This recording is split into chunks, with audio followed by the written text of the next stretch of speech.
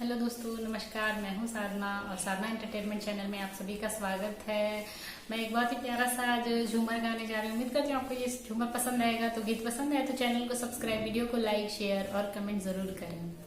हरा हरा छिटके रूमलवा तू मोर पिया कहवा भूलवा वाला ना। हरा हरा छिटके रूमलवा तू मोर पिया कहवा भूलवा वाला ना। बागो भूलवा वाला बागैचा भूलवा वाला, बागो भूलवा वाला बागैचा भूलवा वाला, या मलिनिया की अगवा तू मोर पिया कहवा भूलवा वाला ना। हरा हरा छिटके रूमलवा तू मोर पिया कहवा भूलवा वाला ना।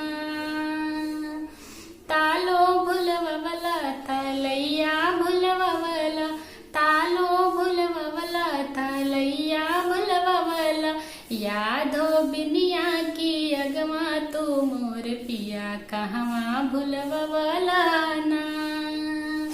यादो बिनिया की अगवा तू मोर पिया कहवा भूलवा वाला ना।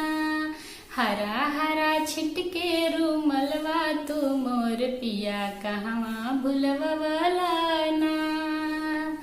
कुइया भूलवा वाला कुइयन पर भूलवा वाला, कुइया भूलवा वाला कुइयन पर भूलवा वाला, या कहरनिया की अगवा तू मोर पिया कहवा भूलवा वाला ना।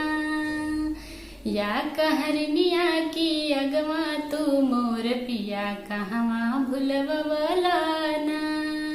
हरा हरा छिटके रूमलवा तू मोर पिया कहवा भूलवा वाला ना।